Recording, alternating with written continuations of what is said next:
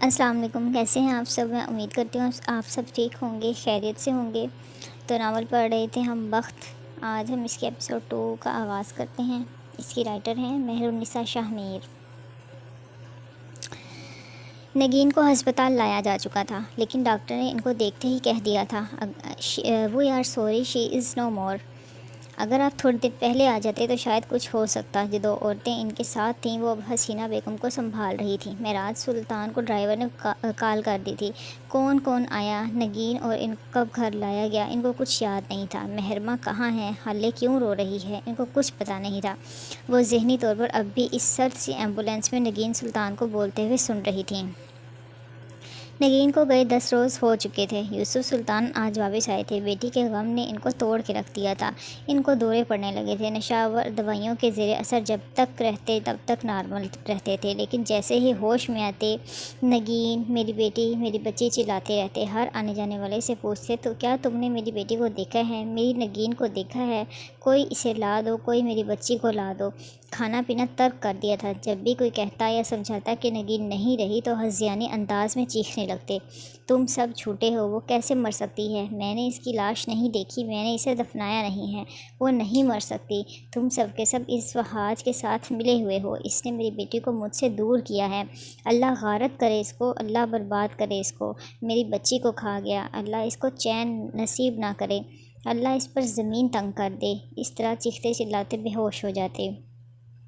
معراج اور شمس سلطان بھی غم سے چور تھے، لیکن ان کو بہادر بننا تھا، ان کو حوصلہ رکھنا تھا۔ وہ رو نہیں سکتے تھے، نہ بابا کی طرح بددعا دے کر اپنا دل ہلکا کر سکتے تھے۔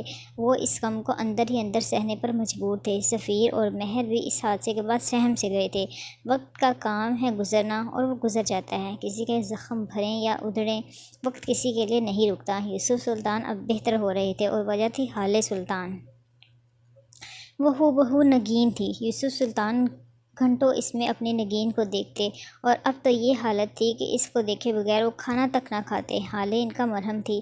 وہی مہر کو وہ نظر اٹھا کے بھی نہ دیکھتے۔ جہاں وہ دکھ جاتی چپ چاپ وہاں سے چلے جاتے۔ وہ بولتی تو ہاں یا نہ میں جواب دیتے۔ ان کی حالت کے پیش نظر کسی نے بھی ان سے اس بارے میں بات نہیں کی۔ مہر کی پرورش کا ذمہ مکمل طور پر حسینہ اور معراج نے لے لیا تھا، اور اس کو اپنی بیٹی کی طرح پالا تھا۔ تم نے حالے سے کال کر کے پوچھا وہ کب آ رہی ہے؟ ناشتے کے دوران یوسف سلطان نے معراج صاحب سے پوچھا تھا۔ جی بابا، پوچھ لیا تھا، وہ شام تک آ جائے گی، انہوں نے جواب دیا تھا۔ نہیں، اس سے کہو یونیورسٹی جانے سے پہلے مجھ سے مل کے جائے۔ لیکن وہ نہیں آ سکتی بابا، اس نے کہا تھا کہ میرے معاملات میں دخل مت دیا کرو۔ فروا ان کی بات پوری ہونے سے پہلے ہی بابا کی نرم مگر 2 ٹوک آواز سنائی دی تھی۔ معراج، تم سفیر کو کال کر کے پوچھو کب تک ہوگا اس کا کام مکمل، اور اس کو یہ بھی کہہ دو کہ 1-2 ویکینڈ پر گھر چکر لگائے۔ بات ہوئی تھی میری بابا، اگلے مہینے تک ہو جائے گا سب کچھ۔ دراصل لیگل معاملات میں کچھ وقت تو لگ ہی جاتا ہے، وہ پرسوں آ رہا ہے۔ اتنے میں معراج صاحب کا فون بجا تھا، اور وہ معذرت کرتے اٹھ گئے تھے۔ معراج سلطان ہائی کورٹ جج تھے، جبکہ شمس سلطان نے اپنے بابا کے کاروبار کو آگے بڑھاتے ہوئے لیدر امپورٹ ایکسپورٹ کے کاروبار میں اپنی قسمت آزمائی تھی، جو کہ ان کے لیے بہت اچھا ثابت ہوا تھا۔ اب وہ شہر کے مشہور کاروباری شخصیت تھے، اور بابا ان کے کام سے بہت خوش تھے۔ سفیر سلطان نے بھی پڑھائی مکمل کر کے بابا کے ساتھ بزنس جوائن کر لیا تھا۔ اس نے 4 سال قبل اسلام آباد میں اپنی کمپنی کی ایک اور برانچ کھولی تھی، جس کی وجہ سے وہ اسلام آباد ہوتا تھا اور ہر 15 دن یا مہینے بعد گھر آتا تھا، اور یوسف سلطان کو سفیر کی ایک یہی بات پسند نہیں تھی۔ نگین کی موت کے بعد بابا نے بہت مشکل سے خود کو سنبھالا تھا، اور اب وہ کافی حد تک چڑچڑے ہو چکے تھے، لیکن حالے اور سفیر ان کو بہت اچھی طرح ڈیل کر لیتے تھے۔ وہ جب تک حالے کو نہ دیکھتے ان کا دن شروع نہیں ہوتا تھا۔ اب انہوں نے سفیر کو اسلام آباد چھوڑ کر کراچی شفٹ ہونے کا حکم دیا تھا، جس کو ماننے کا سفیر پابند تھا۔ وہ خود بھی گھر سے دور رہ کے تھک چکا تھا، اس لیے اپنے ایک دوست کے ساتھ شراکت کے لیے اسلام آباد والی برانچ اس کے حوالے کر کے آج کل کراچی آنے کو پر توڑ رہا تھا۔ مدحت کے کمرے میں بیٹھی حالے اپنے موبائل پر سکرولنگ کر رہی تھی جب اس کو معراج سلطان کی کال موصول ہوئی۔ اس نے حیرت سے موبائل کو دیکھا اور کال اٹینڈ کی تھی۔ خیریت ہے جج صاحب، 1 گھنٹے میں 2 کالز، کیا گزارا نہیں ہو رہا بیٹی کے بغیر، یا پھر کوئی مجرم نہیں ملا آج کی تاریخ میں؟ کال اٹینڈ کرتے ہی ان کو کچھ بولنے کا موقع دیے بغیر وہ شوخی سے بولی تھی، آپ کی اطلاع کے لیے عرض ہے کہ جج صاحب کو آپ کی کوئی یاد نہیں آ رہی اور نہ ہی شہر میں مجرموں کا قحط پڑا ہے، بلکہ آپ کے دادا صاحب کا حکم ہے کہ آپ یونی جانے سے پہلے ان سے مل کر جائیں گی۔ اور حالے کا جواب سنے بغیر کال کاٹ دی تھی۔ لیکن بابا میری بات تو سن۔ ہیلو بابا، شٹ یار، کال کیوں کاٹ دی؟ مجھے ہسپتال جانا تھا پہلے، اور ابھی یہ نیا حکم۔ اس نے کال کھول لی اور ہارون شاہد کا نمبر ڈائل کرنے لگی اور ساتھ ہی کچھ بڑبڑا رہی تھی۔ ہیلو۔ ہارون کی نیند میں ڈوبی ہوئی آواز سنائی دی، مدت کے گھر پہنچو 10 منٹ کے اندر۔ حالے نے حکم صادر کیا، فور یور کائنڈ انفارمیشن، یہ تمہارے ڈرائیور کا نہیں، ہارون شاہد کا نمبر ہے، MNA کے بیٹے ہارون شاہد کا۔ بات آئی دماغ میں یا نہیں؟ وہ جل کر بولا تھا، جبکہ پھرتی سے اپنے بستر سے اٹھ کے باتھ روم کی طرف جا رہا تھا۔ یہ تو طے تھا کہ ہارون شاہد حالے سلطان کو منع نہیں کر سکتا تھا۔ And for your kind information, Haroon Shahid Sahab, میری گاڑی رات ہسپتال سے تمہارے گارڈز لے کے گئے ہیں، اور وہ بھی تمہارے کہنے پہ۔ اور اگر میں رائٹ بلو شرٹ پہن کے آنا، وہی جو میں نے دی تھی، اچھی لگتی ہے تم پہ؟ اس کو بولنے کا موقع دیے بغیر حالے اپنی بات کر کے کال کاٹ چکی تھی۔ اگلے کی بات سنے بغیر کال کاٹنا شاید ان باپ بیٹی کا پسندیدہ کام تھا، جبکہ دوسری طرف ہارون کلستا رہ گیا اور جل کے بڑبڑایا تھا، وہ رائل بلو نہیں تھی، نیوی بلو ہے۔ ہارون حالے کے ماموں شاہد حسین کا بیٹا تھا۔ ہارون حالے کے ماموں شاہد حسین کا بیٹا تھا، حالے کا اوور پوزیسو بیسٹ فرینڈ۔ وہ اس کے قریب کسی بھی انسان کو برداشت نہیں کرتا تھا، یہاں تک کہ اس نے حالے سے کہہ رکھا تھا کہ حالے سے شادی بھی وہی کرے گا۔ اس پہ حالے نے اس کو بھگا بھگا کے مارا تھا۔ وہ کہتا تھا کہ اگر ساری دنیا بھی اس کو چھوڑ دے تو ہارون شاہد وہ واحد بندہ ہوگا جو حالے کے ساتھ کھڑا رہے گا۔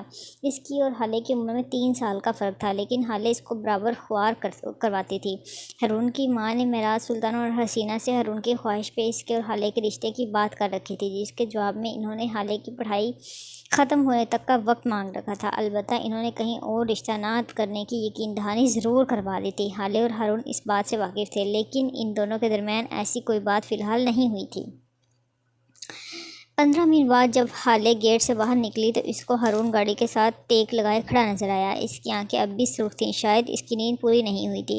اس نے وہی بلو شرٹ پہن رکھی تھی اور اس کے نیچے نیلی جینز۔ وہ بہت ہینڈسم تھا، 5 فٹ 9 انچ قد، ہلکا سانولا رنگ، کسرتی جسم اور سرمئی آنکھوں والا ہارون شاہد کافی اچھا دکھتا تھا۔ اس کا حلیہ لاپرواہ سا تھا، جبکہ حالے نے اس کے برعکس سیاہ لمبی قمیض کے ساتھ سیاہی پاجامہ پہن رکھا تھا۔ وہ گلابی دوپٹہ کندھے پہ جھول رہا تھا، ہلکا میک اپ، کھلے ہوئے بال، اس کا حلیہ کہیں سے بھی لاپرواہ نہیں تھا۔ حالے کا رنگ گورا تھا، بے تحاشا گورا، بڑی بڑی سیاہ آنکھیں، ناک کٹاؤ دار، ہونٹ اور کمر سے تھوڑا اوپر تک آتے سیدھے کٹاؤ دار ہونٹ اور کمر سے تھوڑا اوپر آتے سیدھے سیاہ بھورے بال۔ وہ حسین تھی، بے تحاشا حسین، بالکل نگین کی طرح۔ وہ ہو بہو نگین سلطان کی کاپی تھی۔ پہلی بار دیکھنے والے اس کو نگین ہی کی بیٹی سمجھتے تھے۔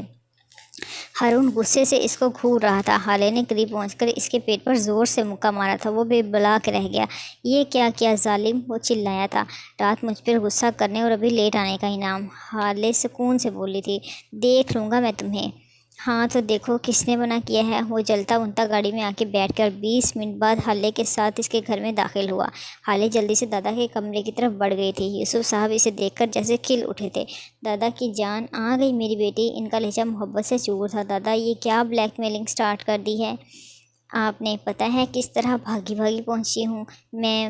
وہ خفا سی بولی تھی، جبکہ اس کے اس طرح خفا ہونے پہ دادا بھی کھل کے مسکرا دیے تھے۔ میرا بچہ، دادا نے اپنے بازو واہ کیے تھے۔ نگین بھی بالکل اسی طرح خفا ہوتی تھی۔ حالے کے ساتھ بات کرتے ہوئے ان کی ہر دوسری بات نگین پہ ختم ہوتی تھی۔ وہ ہلکا سا مسکراتے ہوئے ان کے سینے سے لگی تھی۔ پھر تھوڑی دیر تک وہ دونوں باتیں کرتے رہے تھے۔ اس کے بعد حالے ہارون کے ساتھ یونیورسٹی کے لیے روانہ ہو چکی تھی۔ 2 بجے وہاں سے فارغ ہونے کے بعد ہارون اس کو پک کرنے آ گیا تھا۔ تم کیوں آ گئے؟ میری کار بھجوا دیتے، سیٹ بیلٹ لگاتی، حالے نے اس سے پوچھا تھا۔ اگر تمہیں لگتا ہے اس گنڈے کے پاس میں تمہیں اکیلے جانے دیتا تو تم غلط ہو کزن صاحبہ، وہ تپانے والی مسکراہٹ کے ساتھ بولا تھا۔ کیوں، تم میرے بھائی ہو یا باپ؟ دونوں نہیں، البتہ مستقبل کا شوہر ضرور ہو سکتا ہوں، وہ سکون سے بولا تھا۔ دل کے بہلانوں کو غالب، خیال اچھا ہے۔ وہ طنز کرتے ہوئے بولی تھی۔ اتنے میں حالے کو مدحت کی کال آ گئی تھی تو ہارون چپ ہو گیا تھا، جانتا تھا اب یہ کال ہسپتال پہنچنے کے بعد ہی بند ہوگی۔ ہسپتال پہنچ کر حالے نے کال ڈسکنیکٹ کی تھی اور گاڑی سے اتر گئی تھی۔ آئی سی یو کے باہر وہ دروازے کے بیچ میں کھڑا ہو چکا تھا۔ اب کیا ہے؟ حالے بری طرح چنچلائی تھی۔ حالے، یہ پہلی اور آخری بار ہے، آج کے بعد میں تمہیں یہاں نہ دیکھوں۔ آج یہاں سے واپس جاتے ہوئے تم یہ بھول جاؤ گے کہ کل رات تم کسی زخمی کو ہسپتال لے کے آئی تھی، یا تمہارا اس سے کوئی بھی واسطہ ہے۔ وہ زندہ ہے یا مر گیا اس بات سے تمہارا کوئی تعلق نہیں ہوگا۔ تم یہ بات بھول جاؤ گے کہ کل کی رات تمہاری زندگی میں آئی بھی تھی۔ سمجھ میں آ گیا؟ کچھ دیر پہلے والی شوخی اب مفقود تھی۔ وہ آنکھوں میں گہری سنجیدگی لیے حالے کو دیکھ رہا تھا۔ ہاں یار، سمجھ آ گیا ہے، اب جان چھوڑ بھی دو۔ ایک کام کیا کر دیا، دماغ خراب کر دیا ہے بھلا۔ میرا اس سے اور کیا واسطہ ہوگا؟ جب وہ اندر داخل ہوئی، ڈاکٹر اس کا چیک اپ کر رہے تھے۔ اس کو دیکھتے ہی طنزیہ مسکراتے ہوئے کہنے لگے، ویلکم میڈم، ویلکم۔ رات آپ اپنے شوہر کو اس حالت میں چھوڑ کے چلی گئیں۔ یہ بیچارے صبح سے آپ کا پوچھ رہے تھے، اپنی طرف سے وہ اپنا بدلہ لے چکے تھے۔ اب ان بیچارے کا بھی کیا قصور تھا؟ ہارون نے ان کو پیسوں کے نام پر ایک دھیلا بھی نہیں دیا تھا۔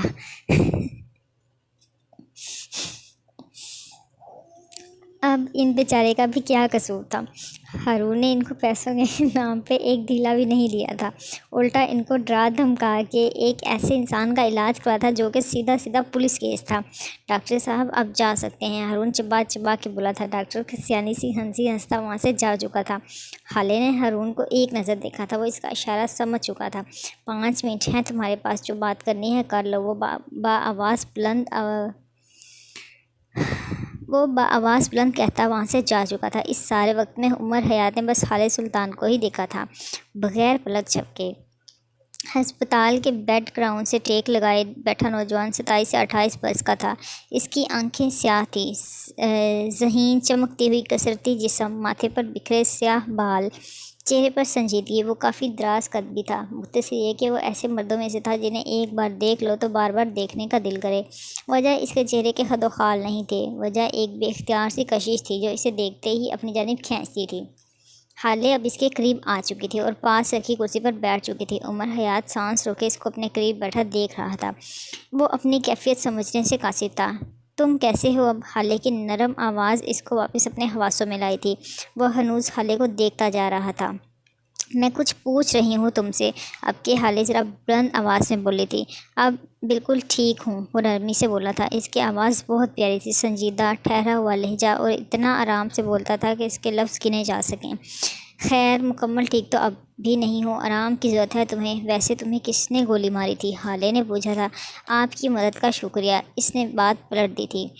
کوئی بات نہیں، خیر اب ذرا اپنے لڑائی جھگڑے چھوڑ دو، مرتے مرتے بچے ہو تم، اپنی فیملی کا سوچو ذرا، کیا ملے گا اس غنڈہ گردی سے؟ وہ سمجھانے والے لہجے میں بولی۔ ایک گولی میرے پیٹ کو چھو کے گزری تھی اور ایک گولی میرے بازو میں لگی تھی۔ میں مرتا نہیں، دونوں زخم گہرے نہیں تھے اور میری کوئی فیملی نہیں ہے، وہ نارمل لہجے میں بولتے گویا حالے کے علم میں اضافہ کر گیا تھا۔ حالے کے تو سر پہ لگی تلووں پہ بجھی تھی۔ مطلب میں پاگل ہوں جو تمہیں اتنی مشکل سے یہاں لے کے آئی، علاج کروایا، پوری رات تمہارے لیے پریشان رہی، ڈاکٹر کی اتنی منتیں کی، اپنے دوست کو پریشانی میں ڈالا، پورے 2 کلو خون نکالے ان ڈاکٹرز نے میرا، اور تم کہہ رہے ہو تم کون سا مر جاتے؟ حالے جب بولنے پہ آئی تو غصے سے بولتے ہی چلی گئی۔ آپ کو میری وجہ سے زحمت ہوئی، اس کے لیے میں معافی چاہتا ہوں، وہ سکون سے بولا تو حالے ذرا ٹھنڈی ہوئی تھی۔ خیر اب تم جو مرضی کرو، میں تمہیں آخری بار دیکھنے آئی تھی اور اب میں چلتی ہوں، تمہارے سب بلز پے ہو چکے ہیں، اپنا خیال رکھنا، اللہ حافظ۔ کل رات آپ ڈر کیوں گئی تھیں؟ اس نے جیسے اجرت میں ایک بے تکا سوال کیا تھا۔ شاید وہ اسے مزید روکنا چاہتا تھا۔ کوئی بھی نارمل انسان کسی کو آدھی رات کے وقت سڑک کے بیچ خون میں لت پت دیکھ کے ڈرے گا ہی۔ حالے کے باہر جاتے قدم اس کی آواز پہ تھمے تھے۔ میں ڈری نہیں تھی، اس نے مڑے بغیر ہی جواب دیا۔ تو پھر آپ نے جانے کی کوشش کیوں کی تھی؟ اس نے ایک اور سوال کیا تھا۔ میں دراصل کسی کو تکلیف میں نہیں دیکھ سکتی، مجھے بہت برا لگتا ہے، مجھے اس کی تکلیف فیل ہوتی ہے، بس اسی لیے۔ کیا آپ کل پھر آئیں گی مجھے دیکھنے؟ وہ جلدی سوال کر رہا تھا۔ اس نے پوری طرح گھوم کر مقابل کو گھور کے دیکھا تھا۔ کیوں تم میرے خالہ کے بیٹے لگتے ہو جو روز روز پہنچ جاؤں ملنے، اتنی مشکل سے تو آج آئی ہوں۔ لاٹ صاحب کے نخرے تو دیکھو، آخری فقرہ زیر لب ادا کیا تھا۔ ویسے ایک بات بتاؤں، تم اتنے کمزور دکھتے تو نہیں ہو کہ ہسپتال نہ جا پاتے یا کسی کو کال کرنے کی ہمت خود میں نہیں پاتے، تو پھر کیوں تھے وہاں؟ اور ابھی تم نے کہا کہ گولی تمہیں چھو کے گزری تھی، تم مرتے نہیں، تو پھر مجھ سے یہ کیوں کہا تھا میں جینا چاہتا ہوں؟ خالد نے تجسس کے مارے پوچھا تھا۔ میں نے کہا تھا کہ میں مرتا نہیں، مطلب میری سانسیں چلتی رہتی لیکن میں جی نہیں پاتا اگر آپ چلی جاتی۔ وہ بہت نارمل لہجے میں بولا تھا، اس کے لہجے میں کچھ بھی ایسا نہیں تھا کہ غور کیا جائے۔ ان دونوں باتوں میں بھلا کیا فرق ہوا؟ حالے حیران تھی۔ ہم جب اگلی بار ملیں گے تب بتاؤں گا، وہ اس کو دیکھتے ہوئے بولا تھا۔ نہیں، ہم نہیں ملیں گے۔ عمر نے کچھ کہنے کو منہ کھولا ہی تھا کہ ہارون اندر داخل ہوا۔ اسے آتے دیکھ کر حالے نے آخری نظر عمر کو دیکھا تھا۔ اس کی سیاہ آنکھوں کے نیچے ہلکے پڑ گئے تھے، ہونٹ پپڑی زدہ لگ رہے تھے، شاید اس کا کافی خون بہہ گیا تھا۔ حالے کو بے اختیار اس پہ ترس آیا تھا، لیکن پھر بغیر کچھ کہے وہ ہارون کے ساتھ دروازہ پار کر گئی تھی۔ عمر اس کو جاتے دیکھتا رہا۔ اسے وہ شخص اس وقت بہت برا لگا تھا۔ اتنے میں ڈاکٹر دوبارہ اندر آ چکے تھے۔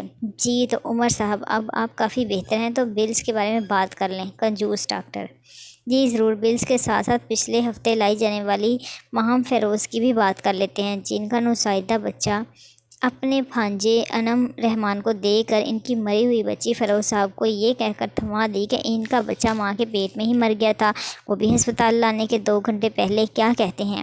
پھر کروں فیروز صاحب کو فون اور ان سے کہوں کہ آپ کی بھانجی کے بیٹے کا DNA ٹیسٹ کروائیں؟ وہ ایسے بات کر رہا تھا جیسے ڈاکٹر کو کسی فلم کی کہانی سنا رہا ہو۔ ڈاکٹر کے کاٹو تو لہو نہیں بدن میں، وہ سن سے اپنی جگہ جم چکے تھے۔ آپ یہ سب کیسے جانتے ہیں؟ ڈاکٹر مارے شوق کے بس اتنا ہی کہہ سکتے تھے۔ مجھے سب پتہ ہوتا ہے، عمر حیات مسکراتے ہوئے بولا تھا۔ مسکراتے ہوئے اس کے گال میں گڑا بنتا تھا۔ خیر، میں ڈسچارج فائل تیار کرو، میں 10 منٹ میں نکل رہا ہوں۔ لیکن آپ کی کنڈیشن اس قابل ڈاکٹر کی بات پوری ہونے سے پہلے عمر نے ان کو ایک گھولی سے نوازا تھا۔ میں کرتا ہوں، ڈاکٹر جلدی سے بولے تھے، پھر رک کر ذرا جھجکتے ہوئے پوچھنے لگے، آپ کسی سے کچھ کہیں گے تو نہیں؟ کیا میں پچھلے 5 منٹ سے کچھ بولا ہوں؟ میں تو بس یہاں خاموش لیٹا ہوں۔ ڈاکٹر حیرت اور پریشانی سے اس کو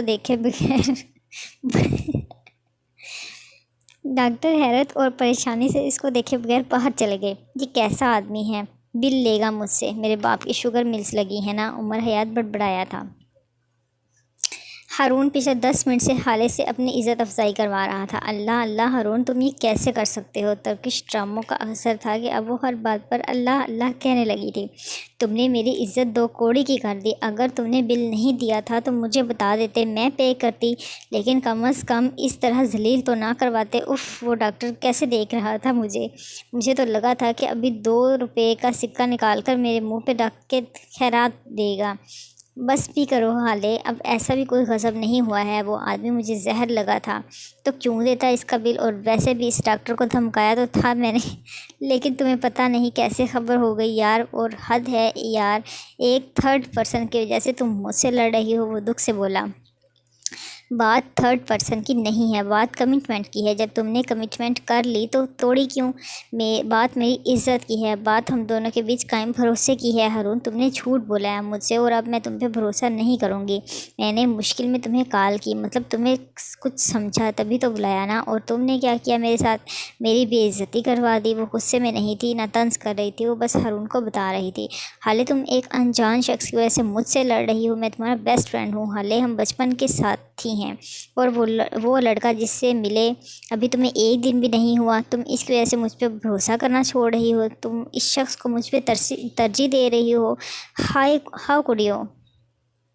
وہ غصے اور غم کی ملی جلی کیفیت میں بول رہا تھا۔ نہیں ہارون، میں تم پہ بھروسہ کرنا تمہاری پہ زور دیا تھا وجہ سے چھوڑ رہی ہوں۔ 1 دن یا 1 گھنٹہ اہمیت نہیں رکھتا، کمٹمنٹ اہمیت رکھتی ہے، اور اب اس آدمی کو اس بات کے بیچ میں مت لانا۔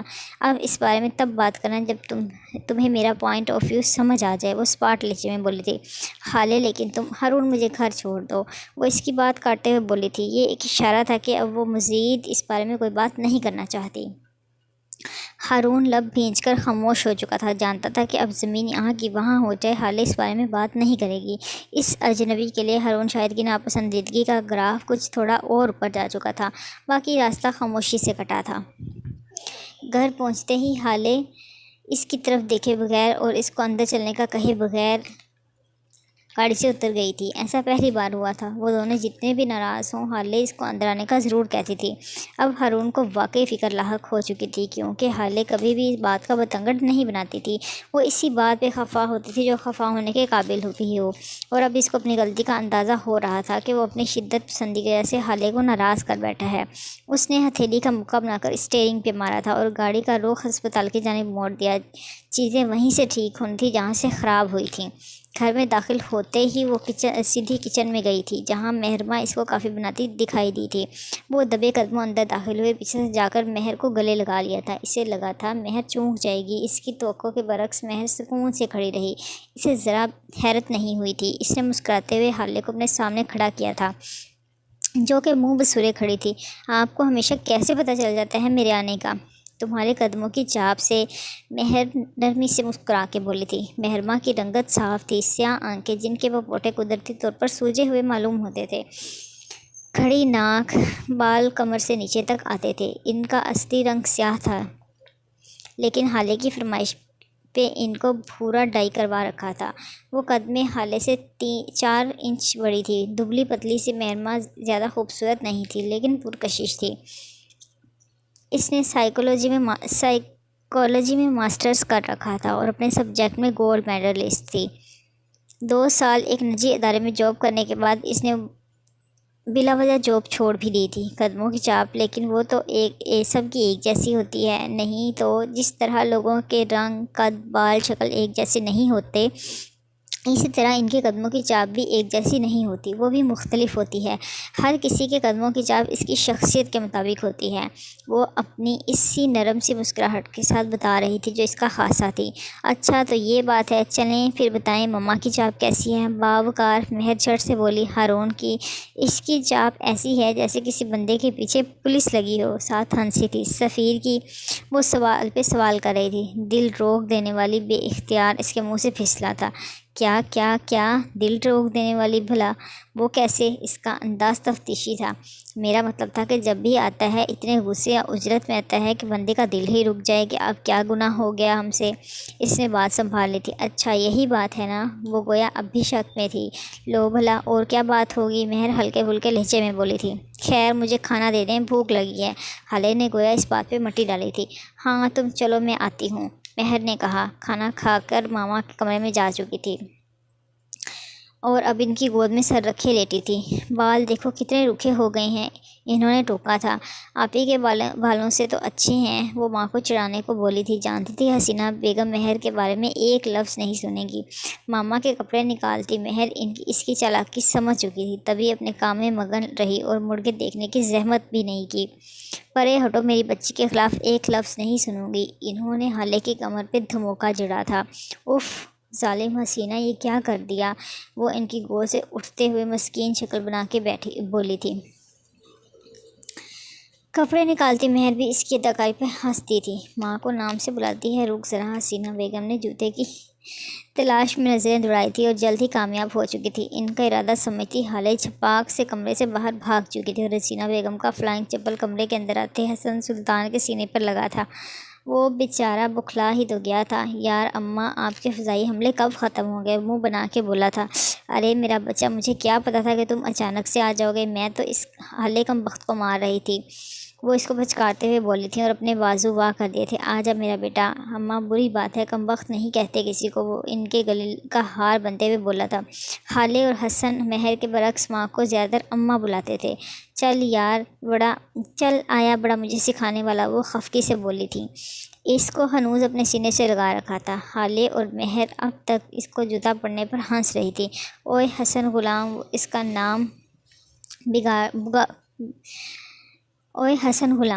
وہ اس کا نام بگاڑ کے سلطان کو غلام کہتی تھی۔ کدھر آوارہ گردی کر رہے تھے تم کل سے؟ میں 2 بار گھر آئی ہوں لیکن تم نہیں تھے۔ پہلی بات یہ ہے کہ میرا نام حسن سلطان ہے، اور دوسری بات میں لڑکا ہوں اور تم لڑکی، تمہیں بتانے کا پابند نہیں ہوں۔ البتہ تم مجھے بتاؤ کہ تم مدت کے گھر میری اجازت کے بغیر کیسے رکی؟ وہ اس کو تپاتے ہوئے بولا تھا۔ تمہیں تو میں ابھی بتاتی ہوں۔ وہ جارحانہ تیور لیے اس کی جانب بڑھی تھی۔ اس سے پہلے کہ جنگ عظیم سوم شروع ہوتی، مہر نے بیچ بچاؤ کرواتے ہوئے حالے کی توجہ اس کی آج رات کے فنکشن پر پہننے والے سوٹ کی جانب دلوائی تھی۔ حالے، یہ دیکھو، اس کے بارڈر کا کام ادھر رہا ہے۔ ابھی سے وہ فکر مند سی بولی تھی۔ حالے اس وقت حسن پر مٹی ڈال کر اپنے جوڑے کی جانب متوجہ ہو چکی تھی۔ اللہ اللہ، یہ کیا ہو گیا؟ اب میں کیا کروں گی؟ آپی، آپ اس کو اس وقت کیوں نہیں چیک کیا تھا؟ میں چھوڑوں گی نہیں اس دکان والے کو۔ وہ سخت غصے میں آ چکی تھی۔ حسن کوئی میسیج دیکھتے ہوئے کمرے سے جا چکا تھا۔ حالے، کوئی بات نہیں، تم کوئی دوسرا سوٹ پہن لینا۔ مہر نے بڑے آرام سے حل بتایا تھا۔ نہ تو بی بی، تم نے اپنی آنکھیں ادھار دے رکھی تھیں، کسی کو خود دیکھ لیتی۔ اماں یار، میں غم میں ہوں، وہ روحانسی سے بولی۔ کوئی غم نہیں میں نہیں، نہ شکری ہو تم، وہ بڑبڑائی تھی۔ آپی، تھیم ویڈنگ ہے، سب لڑکیاں شاکنگ پنک پہن رہی ہیں، میرے پاس بس یہی سوٹ تھا اس کلر کا۔ وہ سر پکڑے بیٹھ چکی تھی۔ حسینہ بیگم حالے کو اپنے حال پہ چھوڑ کر کچن کی طرف چلی گئی تھیں کہ رات کا کھانا تیار کروانا ہے۔ لیکن حالے، یہ تو مرجنڈا پنک ہے، وہ حیرت سے بولی تھی۔ دراصل حالے کو رنگوں کے صحیح نام نہیں آتے تھے۔ ہاں، آپ میری تصحیح کروائیں، مسئلہ حل نہ کیجیے گا۔ وہ پیر پٹکتی وہاں سے نکل گئی تھی۔ پیچھے مہرمہ گہری سانس بھر کے رہ گئی تھی۔ ایک تو رات نیند پوری نہیں ہوئی تھی، دوسری ہارون سے ناراضگی، اور تیسرا اس کا جوڑا خراب ہو چکا تھا۔ آج کا دن ہی خراب تھا۔ مدت کی مہندی کا فنکشن اس کے گھر کے لان میں ارینج کیا گیا تھا۔ چونکہ یہ تھیم ویڈنگ تھی، سو سب نے اسی لحاظ سے لباس پہن رکھے تھے۔ حالے نے گرین سادہ سوٹ کے ساتھ شاکنگ پنک کا کامدار دوپٹہ پہن رکھا تھا، جو کہ اس نے اپنے جہیز کے کپڑوں سے نکالا تھا۔ یہ بات اماں کو پتہ نہیں تھی۔ بال کرل کر کے کھلے چھوڑ رکھے تھے اور موڈ سخت خراب تھا۔ اس کے برعکس مہرمہ نے شاکنگ پنک شرٹ کے ساتھ گرین دوپٹہ اوڑھ رکھا تھا اور بہت اچھے موڈ میں تھی۔ حسن اور مہرمہ کسی فیملی کے ساتھ خوش گپیوں میں مصروف تھے۔ مہرمہ نے کئی بار اس کو بلانا چاہا، لیکن وہ بے سود، اب وہ منہ سجائے ایک کونے میں الگ تھلگ سی بیٹھی تھی، ہارون کے رات والے رویے کے بارے میں سوچ رہی تھی۔ جب ہارون نے دور سے اس کو وہاں بیٹھے دیکھا تھا، وہ قدم قدم چلتا اس کے پاس جا رہا تھا۔ وہ اب اس کے قریب پہنچ چکا تھا، اس کے ساتھ جڑ کے بیٹھ چکا تھا۔ حالے اس کی موجودگی محسوس کر چکی تھی، دل میں خوش بھی ہوئی تھی، مگر ظاہر نہیں ہونے دیا۔ اب بھی ناراض ہو؟ نرمی سے پوچھا گیا۔ وہ سیدھا پوائنٹ پہ آیا تھا، مگر جواب ندارت۔ آئی ایم سوری حالے، ریئلی آئی ایم۔ نہیں، مجھے یہ نہیں کرنا چاہیے تھا یار، بس میں غصے میں تھا۔ مجھ سے بات تو کرو یار، ایسے تو میرا دم گھٹ جائے گا، وہ جیسے بے بسی سے بولا تھا۔ مگر وہ اب بھی خاموشی سے گردن موڑے حسن کو کسی سے بات کرتے دیکھتی رہی۔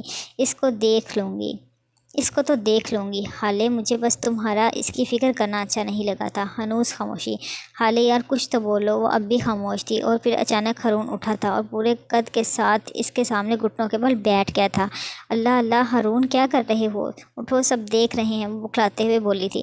یار میں سمجھ گیا ہوں، اب ایسا نہیں ہوگا کبھی۔ آئی ایم سوری، پلیز معاف کر دو۔ ہاں ہاں کیا معاف، اب اٹھو، وہ اس کو بازو سے پکڑتے ہوئے بولی تھی۔ ہارون کھل کے مسکرا دیا تھا۔ مہرمہ جو کب سے ان دونوں کو ہی دیکھ رہی تھی، اب ان کے قریب آ چکی تھی۔ ہارون، یہ سب کیا تھا؟ اس نے آتے ہی سنجیدہ لہجے میں سوال کیا تھا۔ ہارون ناسمجھی سے اس کو دیکھنے لگا تھا۔ حالے بھی اپنی بہن کو دیکھ رہی تھی۔ آپی، کیا ہو گیا؟ یہاں کتنے سارے لوگ ہیں، اندازہ ہے کیا سوچتے ہوں گے وہ؟ تم دونوں کو عقل ہے یا نہیں؟ اس شادی میں تم لوگ عام لوگ نہیں ہو، سب جانتے ہیں کہ تم ہائی کورٹ جج معراج سلطان کی بیٹی ہو، اور اب اس کا اشارہ ہارون کی طرف تھا، تم ایم شاہد حسین کے بیٹے ہو۔ کوئی ہوش ہے تم دونوں کو؟ یہ پبلک پلیس ہے، تم دونوں کا گھر نہیں۔ یہاں اگر 100 دوست ہیں تو 1000 مخالف بھی ہیں۔ وہ ان کو لپٹتے ہوئے بول رہی تھی۔ تم کیا کہہ رہی ہو یار؟ ہم دوست ہیں، یہ مجھ سے ناراض تھی اور میں اس کو منا رہا تھا بس، اور مجھے لوگوں کی کوئی پرواہ نہیں، ہارون غصے سے بولا تھا۔ اسے مہرمہ کا یہ انداز اچھا نہیں لگا تھا۔ ہارون آرام سے، حالے نے تنبیہ کی۔ تمہیں نہیں ہوگی، لیکن مجھے ہے، اسی لیے میں اپنی بہن کو لے کے جا رہی ہوں، اور تم دیکھ لو آس پاس بہت لڑکیاں ہوں گی، ان کے قدموں میں جا کے بیٹھو اور بنواؤ اسکینڈلز۔ چلو حالے، ساتھ ہی حالے کا بازو پکڑ کے اپنے ساتھ کھینچتی ہوئی چلی گئی۔ پیچھے ہارون تلملا کے رہ گیا۔ حالے کا بازو پکڑے وہ اب لوگوں سے کافی دور لے آئی تھی، یہاں بہت کم لوگوں کی نظر جاتی تھی۔ ابھی سن تو لو، حالے اپنا بازو چھڑواتے ہوئے بولی تھی۔ اب وہ دونوں آمنے سامنے کھڑی تھیں۔ تم نے مجھے بہت مایوس کیا، حالے، مہرمہ دکھ سے بولی تھی۔ آپی آئندہ ایسا نہیں ہوگا، حالے شرمندہ سی ہوئی تھی۔ تمہیں اندازہ بھی ہے کتنے لوگ دیکھ رہے تھے؟ آئندہ ایسا نہیں ہوگا آپی، حالے زور دے کر بولی تھی۔ مجھے تمہاری پرواہ ہے حالے، میں نہیں چاہتی کوئی تمہارے بارے میں غلط بات کرے۔ اور یہاں حالے نے مہر کو گلے لگا لیا اور اس کے کان کے پاس یقین دہانی کروائی تھی۔ آئندہ ایسا نہیں ہوگا۔ حالے نے ایک گہری سانس خارج کی تھی اور حالے کو نرمی سے خود سے دور کیا تھا۔ چلو، مسز جبران تمہارا پوچھ رہی تھی کب سے، اور اس کو لیے آگے بڑھ گئی تھی۔ ہارون دور سے ان دونوں کو مسکراتے ہوئے دیکھتا رہا اور پھر خاموشی سے ایک ٹیبل پر بیٹھ گیا۔ اس کا موڈ سخت خراب ہو چکا تھا۔ کھانا کھل گیا تھا۔ حالے اور مہرمہ اپنے پلیٹس میں کھانا نکال رہی تھی کہ کب سے آتی ہارون کی آواز پر ایک ساتھ مڑی تھی۔ آئی ایم سوری، وہ شرمندہ سا بولا۔ مہر نے حسن کو دیکھتے ہوئے آئندہ خیال رکھنا کہہ کر بات ختم کر دی تھی۔ حسن ہونکوں کی طرح سب کو دیکھ رہا تھا۔ کوئی مجھے بھی بتائے گا یہاں کیا چل رہا ہے آخر؟ اس نے پوچھ ہی لیا۔ تم تو چپ ہی رہو، ہر بات اس حسن غلام کو بتاؤ جیسے ہمیں اور کوئی کام نہیں ہے۔ حالے اس کو تپاتے ہوئے بولی تھی۔ مہر اور ہارون دلچسپی سے یہ جنگ عظیم دیکھ رہے تھے اور وہ تب بھی گیا تھا۔ تم تو جیسے ملکہ ہونا کہیں کی گینڈا، میں ہوں تو تم کیا ہو؟ ذرا پلیٹ دیکھو اپنی، تمہیں تو بیٹا میں دیکھ لوں گی۔ یہ سارے گر تم اس پر کٹی کبوتری سے سیکھ کے آئے ہو نا، جس سے ابھی بات کر رہے تھے۔ آپ دیکھ رہی ہیں نا اس کو، میرے دوست کے بارے میں کیسے بات کر رہی ہے؟ حسن نے گویا دہائی دی تھی۔ حالے، خبردار، جو میرے بھائی کے دوست کو کچھ کہا ہو، جو کہنا ہے، جتنی بے عزتی کرنی ہے میرے بھائی کی کرو۔ مہر مسکراہٹ دبا کے بولی تھی۔ ہارون بھائی، آپ ہی کچھ بول لیں۔ اچھا بس، اب میرے چیتے کو کوئی تنگ نہیں کرے گا، وہ فوراً حسن کا دفاع کرتے ہوئے بولا۔ اس طرح ہنستے مسکراتے فنکشن ختم ہوا اور ہارون نے ان کو گھر چھوڑا تھا۔ گھر آ کے وہ دونوں اتنے تھکے ہوئے تھے کہ مہرمہ کے کمرے میں ہی سو گئے تھے، بیڈ پر مہر اور حالے، جبکہ حسن صوفے پر ہی سو گیا تھا۔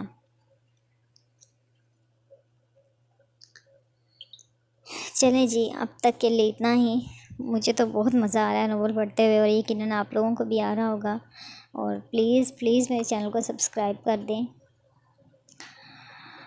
باقی ہم کل پڑھیں گے انشاءاللہ، تب تک کے لیے اللہ حافظ۔